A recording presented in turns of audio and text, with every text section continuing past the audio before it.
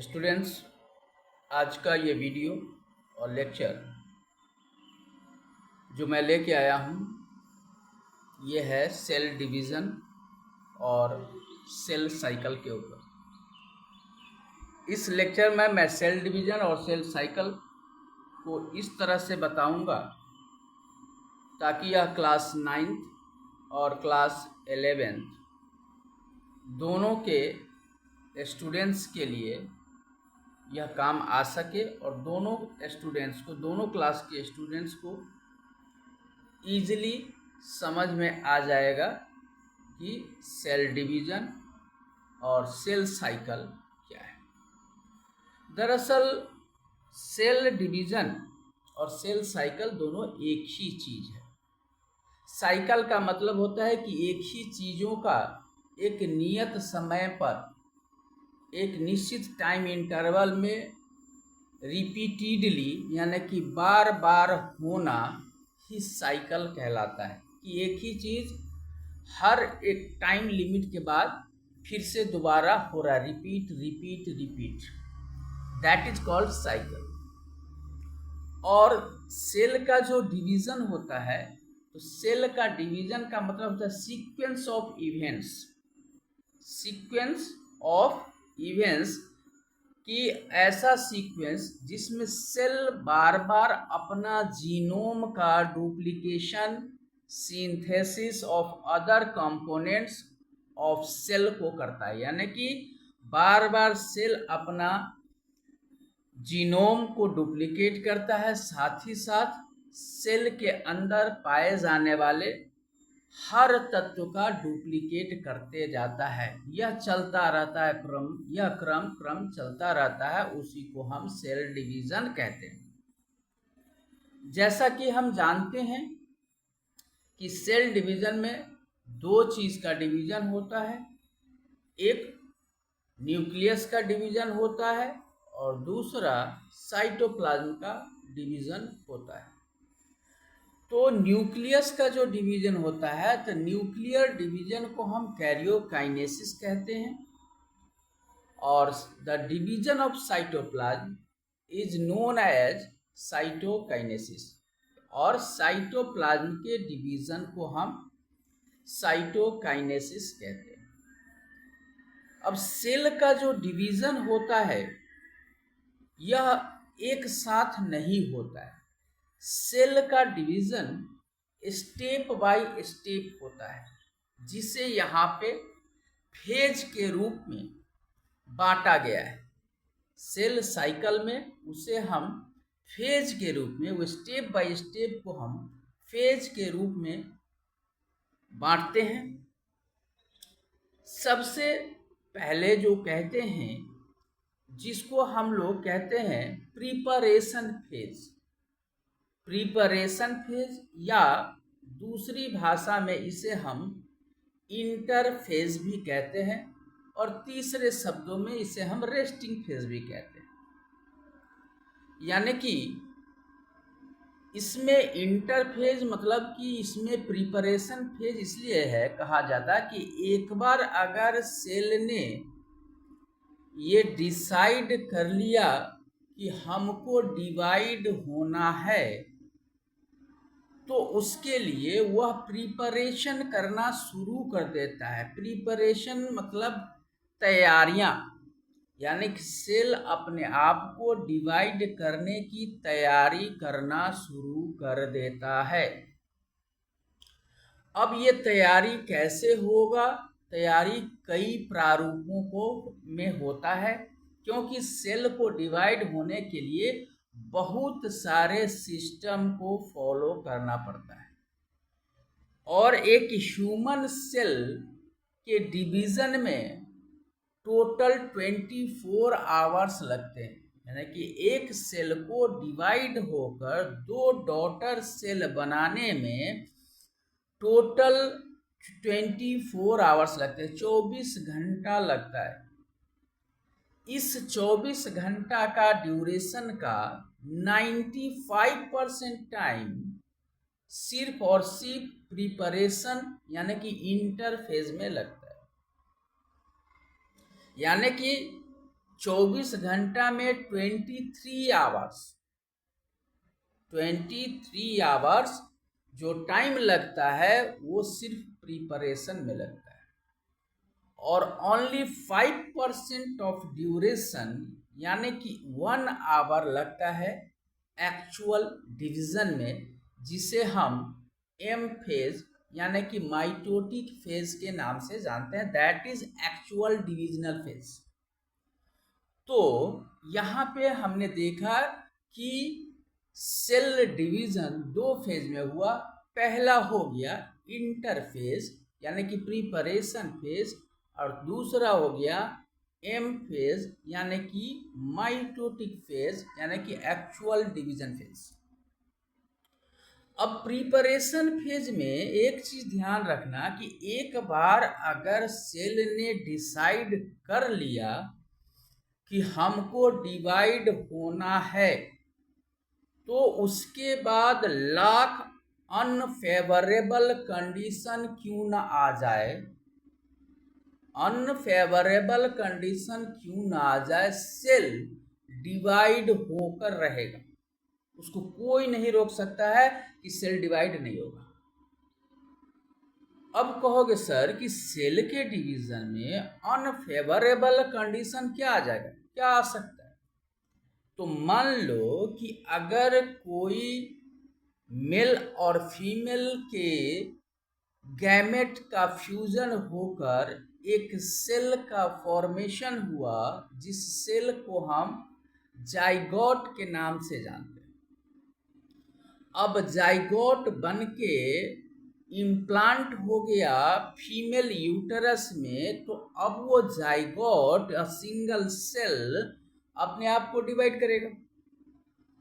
अब जब उसको डिवाइड करेगा तो चाहे उसके बॉडी को न्यूट्रिशन मिले, इस फीमेल बॉडी को जिसके अंदर जाइगोट डेवलप कर रहा है, उस फीमेल बॉडी को आप किसी भी कंडीशन में रखें, चाहे उसको आप न्यूट्रिशन दें या ना दें, वह सेल डिवाइड होके रहेगा, क्योंकि उसने डिसाइड कर लिया है कि मुझे डिवाइड होकर एक बेबी का फॉर्मेशन करना है, एक ऑर्गेनिज्म का फॉर्मेशन करना है।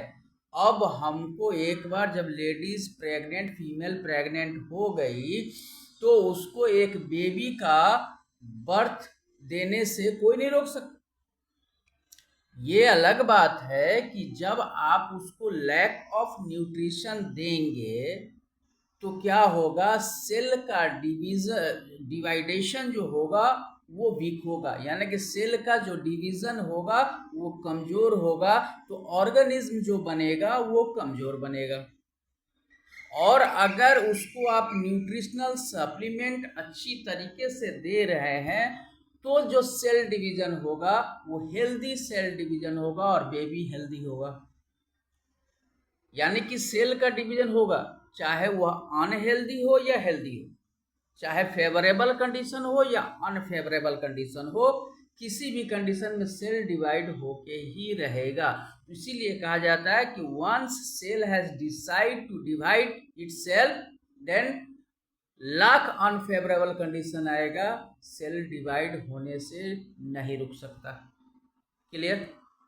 चलिए अब आगे बढ़ते हैं। अब हमने कहा प्रिपरेशन फेज और इंटरफेज में 23 आवर्स लगते हैं।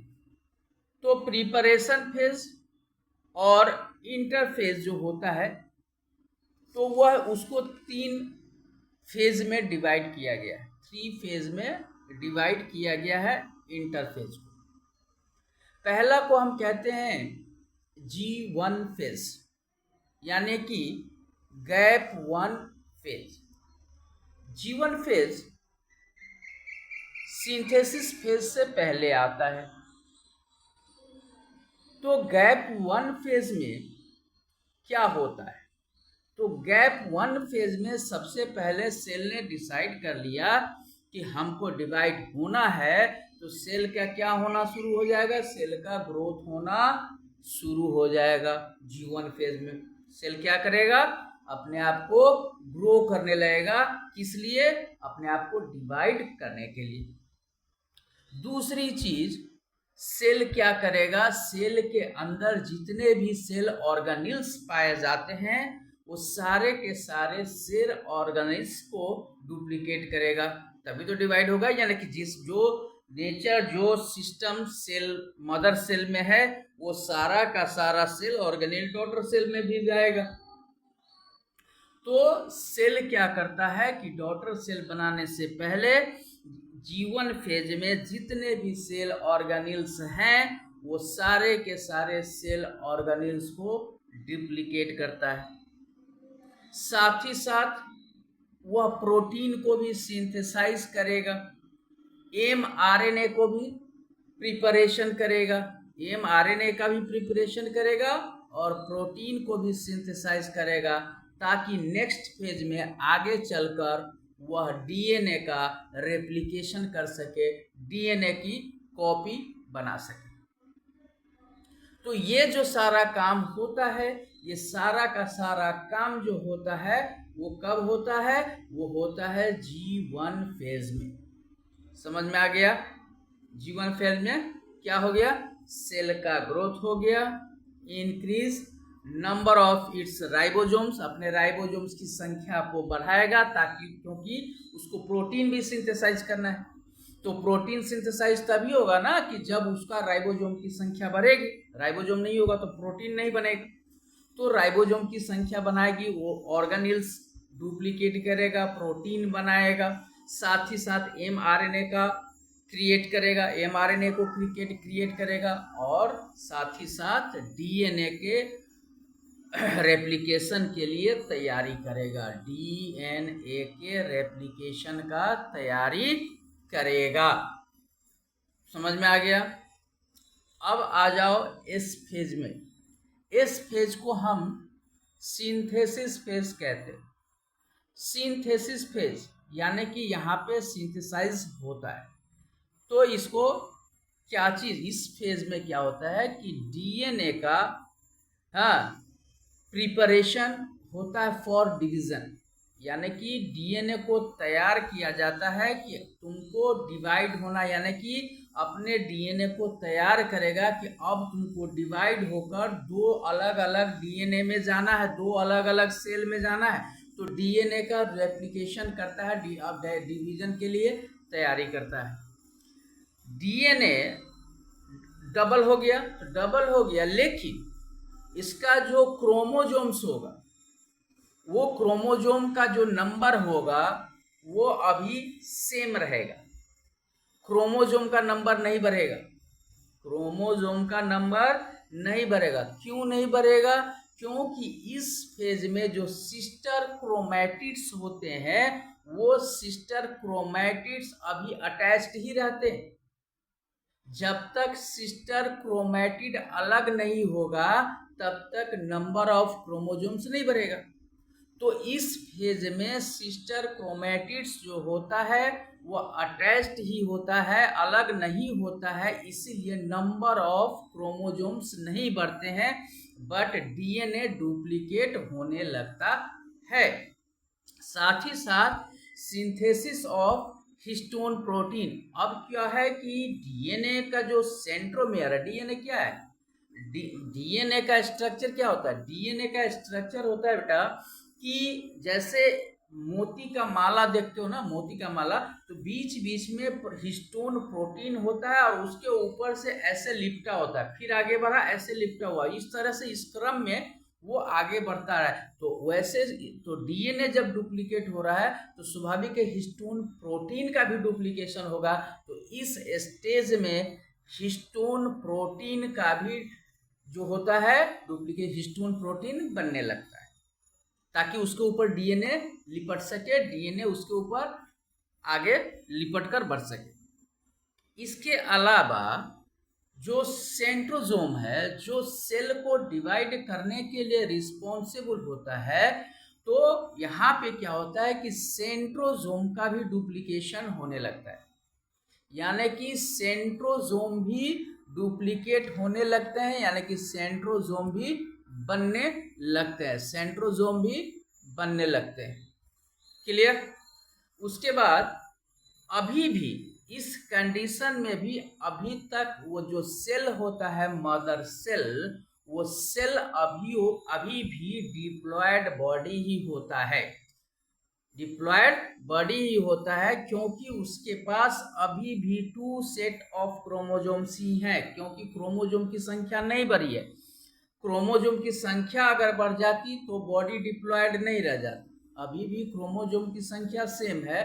सो इस फेज में जो सेल बॉडी, जो मदर सेल होता है, वो अभी भी स्टिल डिप्लॉयड बॉडी ही होता है।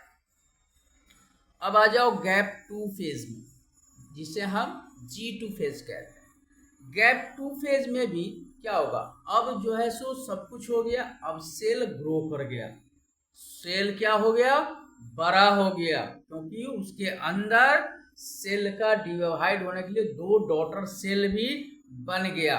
साथ ही साथ इसमें synthesis of proteins and organelles हो गया, और यह हो गया अब तैयार फॉर माइटोसिस। अब यह माइटोसिस यानी कि सेल को इक्वेशनल डिवीजन के लिए अपने आप को सेल तैयार कर लिया।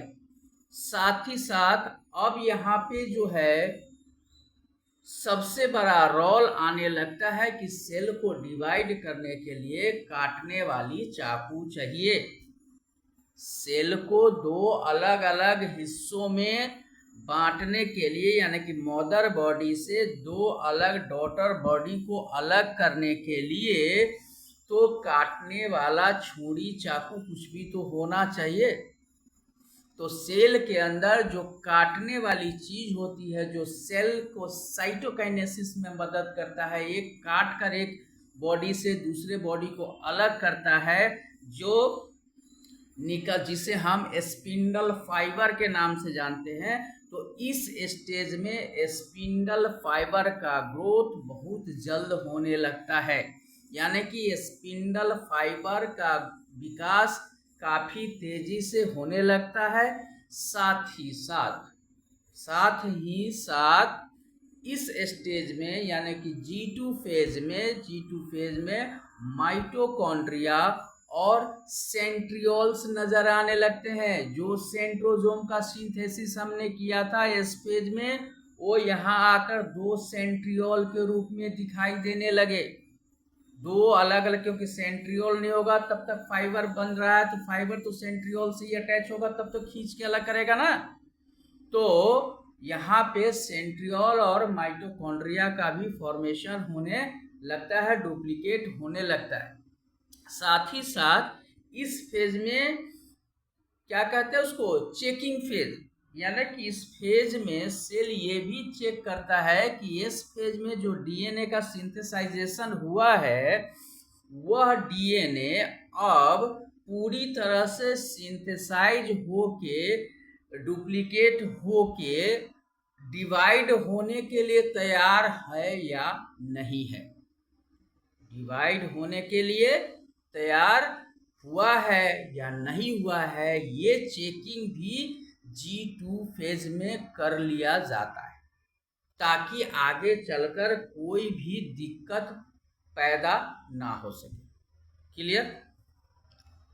अब आ जाओ, तो ये सारा फेज जो हुआ अभी तक ने जितना प्रोसेस देखा, ये सारा का सारा फेज इंटरफेज या प्रिपरेशन फेज कहलाता है, रेस्टिंग फेज कहलाता है। लेकिन सेल कभी रेस्ट में होता नहीं है, लगता है कि सेल रेस्ट में है, सेल कुछ कर नहीं रहा है, जी नहीं, सेल सब कुछ कर रहा है जो उसको डिवाइड होने के लिए करना चाहिए, बट हमें दिखाई नहीं देता है, हमें दिखाई नहीं देता है। तो साइंटिस्ट को दिखा नहीं, इसीलिए साइंटिस्ट ने उस फेज में, चूंकि वो अंदर ही अंदर सब कुछ बना रहा है, तो सेल काम कर रहा है, ये साइंटिस्ट को दिखा नहीं, माइक्रोस्कोप में दिखा नहीं कि सेल काम कर रहा है, इसीलिए साइंटिस्ट ने इसको रेस्टिंग फेज डाल दिया कि सेल इस समय रेस्ट में होता है, बट एक्चुअली सेल रेस्ट में नहीं होता है।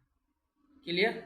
और ये सारे प्रोसेस में सेल का जो 24 आवर का ड्यूरेशन होता है, उसमें 95% टाइम, यानी कि 23 आवर्स इसी फेज में लगते हैं। अब एक्चुअल डिवीजन का जो एम फेज है उसमें 1 आवर लगता है, लेकिन उस फेज में क्या होता है, उस फेज में दो चीज होगा। एक तो न्यूक्लियस का डिवीजन होगा, एक तो न्यूक्लियस का डिवीजन होगा और दूसरा साइटोप्लाज्म का डिवीजन होगा। अब जो न्यूक्लियस का डिवीजन जो कैरियोकाइनेसिस होगा, वह कैरियोकाइनेसिस 4 फेज में होता है। वह कैरियोकाइनेसिस भी 4 फेज में होता है। 4 फेज में कैसे होता है? तो पहला फेज होता है प्रोफेज, दूसरा फेज होता है मेटाफेज, तीसरा फेज होता है एनाफेज और चौथा फेज होता है टेलोफेज। तो ये सिर्फ न्यूक्लियस के डिवीजन में होता है, साइटोकाइनेसिस में नहीं होता है, कैरियोकाइनेसिस में होता है। ध्यान रखना है, ये सारे के सारे चारों फेज कैरियोकाइनेसिस में होता है। जो आइडेंटिकल डॉटर सेल को जन्म देगा वो कैरियोकाइनेसिस में होगा, prophase, metaphase, anaphase and telophase. अब हम एक एक फेज के बारे में जानते हैं। प्रोफेज में क्या होता है? तो प्रोफेज में जो क्रोमोजोम्स हैं वो कंडेंस होकर विजिबल होने लगते हैं। जो हमने क्या बताया इस फेज में, हमने तुम लोगों को बताया कि क्रोमोजोम का नंबर नहीं बढ़ता है क्योंकि वह क्रोमैटिड से अटैच्ड होता है, यानी कि वो अलग नहीं हुआ है, तो हमको दिखाई नहीं, तो दिखाई नहीं तो नंबर हम कैसे गिन लेंगे? जो अंदर है उसको तो गिन नहीं सकते। बात समझ रहे हो ना? जो अंदर उसको तो हम जो जो दो एक साथ ऐसे जुड़ा हुआ है, अटैच है, तो एक ही गिनेंगे ना। जब ये दोनों अलग हो जाएगा तब हम कहेंगे 2 हुआ, लेकिन जब तक यह 1 है अटैच्ड है तब तक हम इसको अलग नहीं गिन सकते। तो इस फेज में क्या हुआ, इस फेज में क्रोमैटिड क्या था, अटैच था, इसीलिए सिस्टर क्रोमैटिड के साथ अटैच था क्रोमोजोम, इसलिए हमने उसको नंबर में नहीं गिना। लेकिन इस स्टेज में क्या होता है कि क्रोमोजोम्स अलग दिखने लगते हैं, विजिबल हो जाते हैं। अब यहाँ पे क्या हो गया कि क्रोमोजोम की संख्या बढ़ गई। समझ में आ गया? दूसरा जो होता है वह होता है इसका जो न्यूक्लियर इन्वेलप होता है वो ब्रेक डाउन यानी टूटने लगता है। न्यूक्लियर कैरियोकाइनेसिस होगा, न्यूक्लियर डिवाइड होगा, तो स्वाभाविक है न्यूक्लियर डिवाइड होगा तो न्यूक्लियर इन्वेलप टूटेगा। तो यहाँ पे इस प्रोफेज में न्यूक्लियर इन्वेलप टूटना शुरू हो जाता है। साथ ही साथ इस फेज में स्पिंडल फाइबर जो है वह सेंट्रोजोम से बनना दिखने लगता है कि स्पिंडल फाइबर अब निकल रहा है, स्पिंडल फाइबर अब निकल रहा है। समझ में आ गया? स्पिंडल फाइबर निकल रहा है। दूसरी चीज, सेंट्रोजोम जो होता है वह एक पोल से दूसरे पोल के लिए मूव करना शुरू हो जाता है। एक पोल से, जैसे मान लो कि यहाँ एक सेंट्रोजोम है, सेंट्रियोल है, यहाँ एक सेंट्रियोल ऐसे है। अब क्या है, ये एक सेल है, एक पोल इधर एक पोल इधर। अब ये सेंट्रोजोम क्या होगा, सेंट्रियोल क्या होगा, एक इधर आना शुरू हो जाएगा और एक इधर जाना शुरू, दोनों पोल की तरफ जाना शुरू हो जाएगा। तो उसी को कहते हैं कि सेंट्रोजोम जो है एक पोल से दूसरे पोल के लिए मूव करना शुरू कर देता है। ये सारा का सारा काम कब होता है? प्रोफेज में होता है। समझ में आ गया? अब हम आते हैं प्रोफेज के बाद मेटाफेज में। मेटाफेज में क्या होता है, कॉन्डेंस्ड क्रोमोजोम सेल जो है ना वह इक्वेटर पर मिलने लगता है, यानी कि जो बीच में इक्वेटर है सेल को डिवाइड करने के लिए, तो 2 क्रोमोजोम ऊपर 2 क्रोमोजोम नीचे, यानी कि मिलने लगेगा, इक्वेटर के सहारे दोनों मिलने लगेगा। और स्पिंडल जो है वो सेंट्रोजोम, स्पिंडल फाइबर जो है वो सेंट्रोजोम से अटैच होने लगता है। स्पिंडल फाइबर क्या होता है, सेंट्रोजोम से अटैच होने लगता है। किस फेज में? मेटाफेज में। अब आ जाओ एनाफेज। एनाफेज जो होता है इसमें क्या होता है, sister chromatid separate at the chromosome, यानी कि उस समय क्या हम कहते हैं कि क्रोमोजोम दिखने लगता है ऐसे कि अलग हो रहा है दिखने। अब क्या हुआ यहाँ पर कि एनाफेज में क्या हुआ कि सिस्टर क्रोमैटिड जो है वह अलग हो गया और क्रोमोजोम का फॉर्मेशन हो गया, यानी कि अलग अलग क्रोमोजोम बनने लगा। और पुल्ड टूवर्ड्स अपोजिट पोल्स। और जैसे यहां एक क्रोमोजोम हुआ, यहां देखो एक क्रोमोजोम यह हो गया, this is the one chromosome and this is the one, एक यहां और एक यहां। अब मान लो ये है गया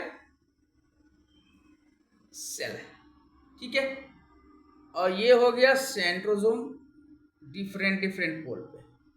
अब क्या है कि स्पिंडल फाइबर ये हो गया ऐसे और स्पिंडल फाइबर हो गया ऐसे।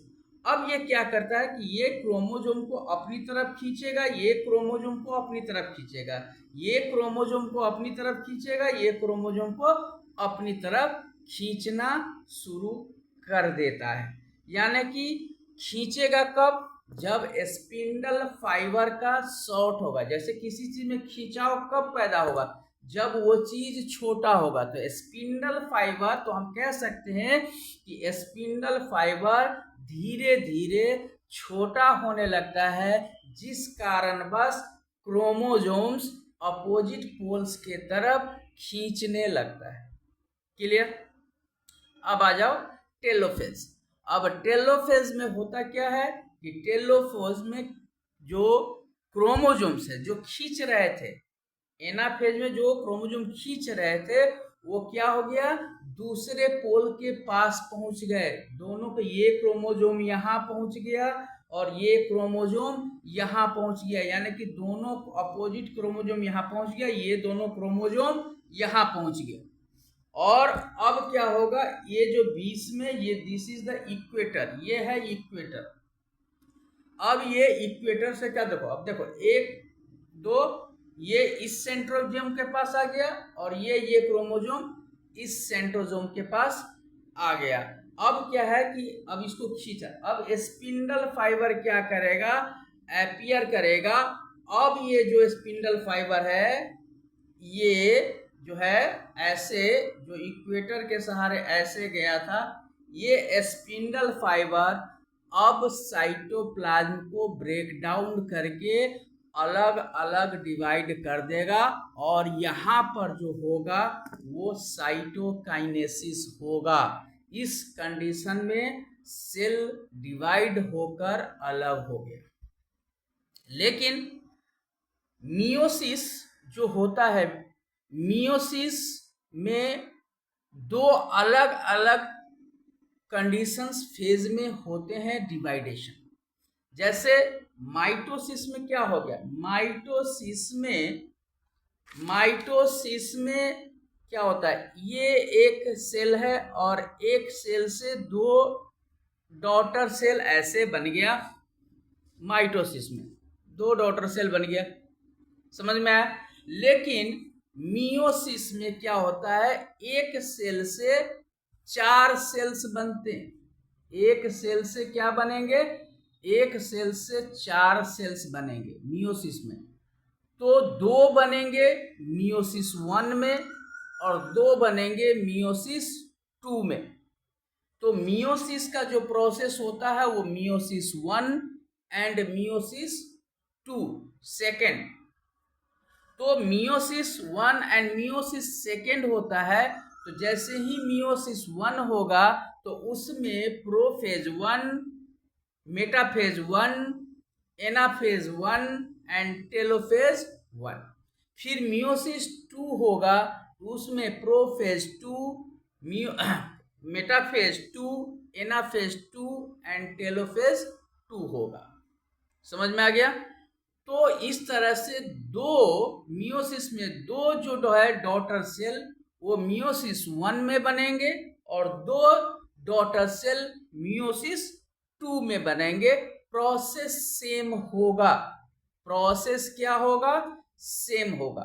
तो प्रोफेज 1 हम अगर बता दें, तुम लोगों को पढ़ा दे प्रोफेज 1, तो प्रोफेज 2 में उसी चीज का डुप्लीकेट माने रिपीटेशन होगा, वही चीज फिर से रिपीट होगा।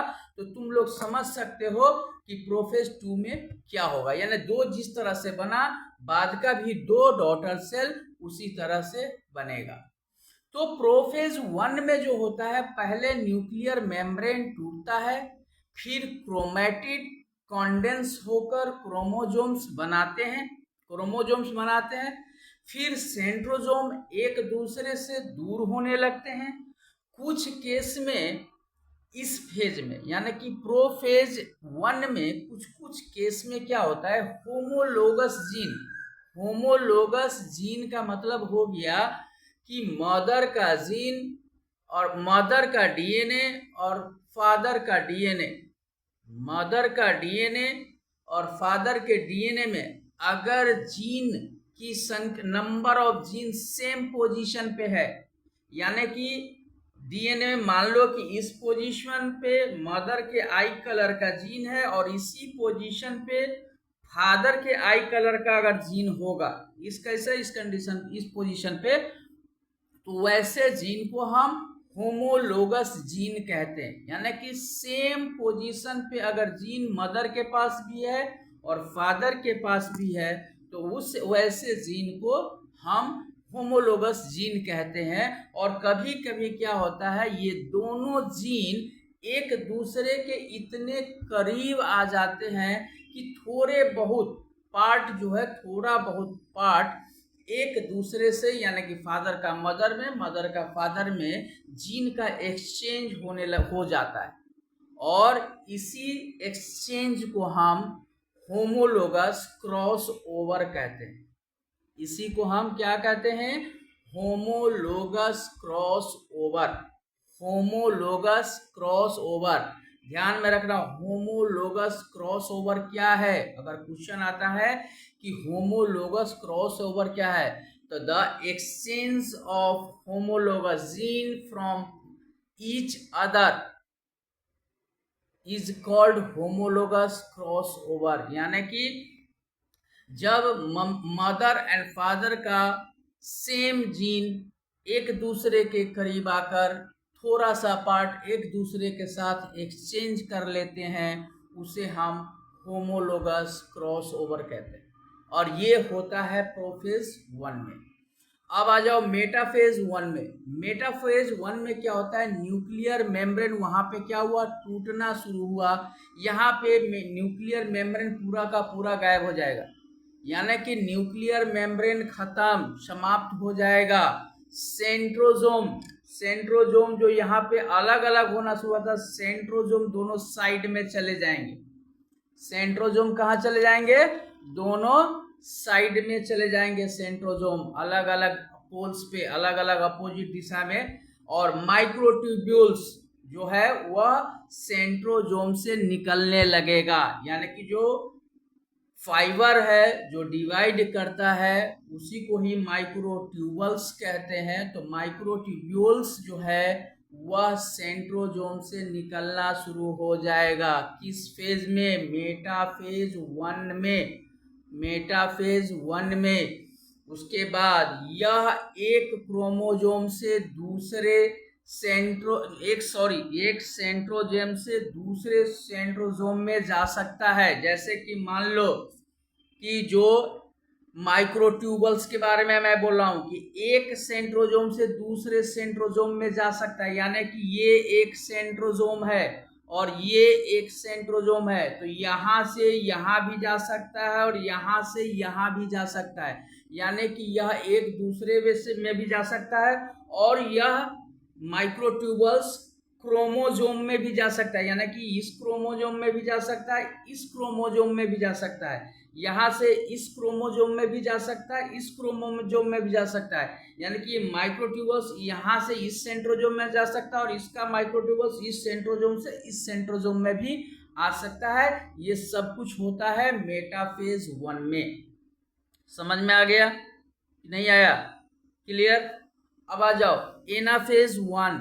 एनाफेज 1 में क्या होता है, सेंट्रोजोम जो होता है, सेंट्रोजोम क्रोमोजोम को अपनी ओर खींचने लगता है। क्रोमोजोम को ये दोनों क्रोमोजोम को ये अपनी ओर खींचेगा और ये दोनों क्रोमोजोम को ये अपनी ओर खींचना शुरू कर देता है। और यहाँ पे ये जो ऐसे खींचेगा, ये खींचेगा, और फाइबर का जो है छोटा होना, फाइबर का छोटा होना ही डीपॉलीमराइजेशन कहलाता है। स्पिंडल फाइबर का छोटा होकर सेल का डिवाइड करना ही डीपॉलीमराइजेशन कहलाता है।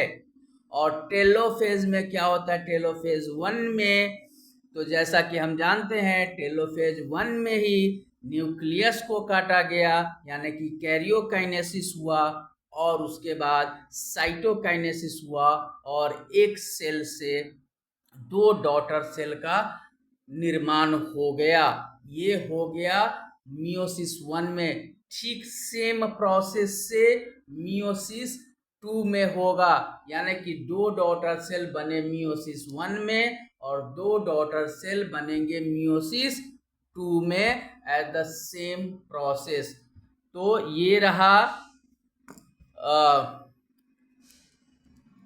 सेल